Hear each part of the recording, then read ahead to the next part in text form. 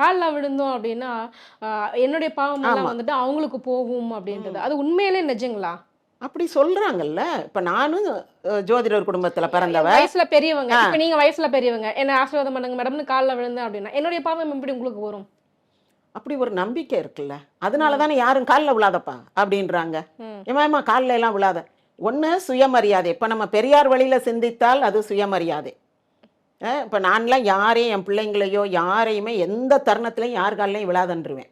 ம், கல்யாணத்தப்ப எல்லாம் பொண்ணு மாப்பிள்ளை போய் மாமனார் மாமியார் கால்ல அப்படியெல்லாம் கால்ல எல்லாம் விழ வேண்டாம். சும்மா நின்ன மேனிக்கு விபூதி வாங்கிட்டு வந்துரு. மாமனார் மாமியார் கால்ல எல்லாம் விழ வேண்டாம் அப்படின்ட்டு. ம், அப்போ ஒண்ணு நம்ம சுயமரியாதைன்றது. இன்னொன்னு வந்து ஆ ஏன் அப்படி சொன்னாங்கன்னு எனக்கு தெரியாது. ம். ஆனா கால்ல விழுந்து கும்பிட்டா, விழுந்து கும்பிடுறவங்களுடைய பாவம் வந்து நிக்கிறவங்களுக்கு வந்துரும். அ, அப்படின்னு சொல்லியிருக்காங்க. நான் சிறு வயசுல இருந்து கேட்டிருக்கேன்.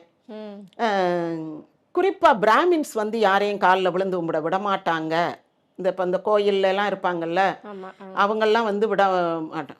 அனுமதிக்க மாட்டாங்க. அம்மா, அப்பா கால்ல விழுந்து கும்பிட்டு நமஸ்காரம் பண்ணிட்டு போறவங்கள நான் பார்த்துருக்கேன். பிராமின் ஃபேமிலீஸ்ல.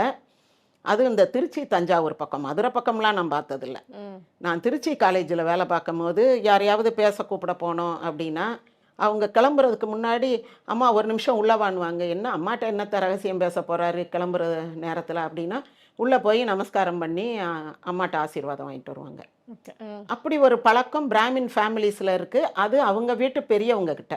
ஆனால் மற்றவங்க அவங்க காலில் விழுகிறத அவங்க விரும்ப மாட்டாங்க. மாட்டாங்க. பொதுவாக அப்படி ஒரு இது நான் பார்த்த வரைக்கும். எதுக்கு காலில் விழணும்? அது அந்த அம்மா வந்து ஒரு ஆணவ போக்கில் விழுங்க, உன் காரியத்துக்கு தானே விழுற, நல்லா விழு அப்படின்ட்டு அது ஒரு ம். பெருமிதத்தில் இருந்துச்சு.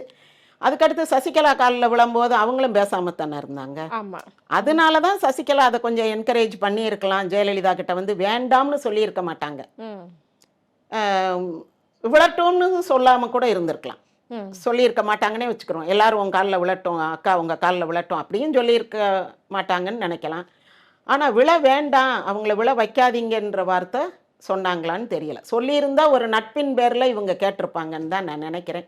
இன்னொன்று ஜெயலலிதாவுக்கு எவ்வளோ ஜோசியர்கள், எங்கள் ஊரில் இருந்து கூட ஒரு ஜோசியர் ரவீந்திரன்னு ஜெயலலிதாவுக்கு ஜாதகம் பார்த்தார் மதுரைக்கு வரும்போது. ம். அப்படி நிறையா பேர் இருக்காங்க. அவங்கெல்லாம் சொல்லியிருப்பாங்கல்ல உங்கள் காலில் விழ வைக்காதீங்க ஆமா. அப்படின்னு.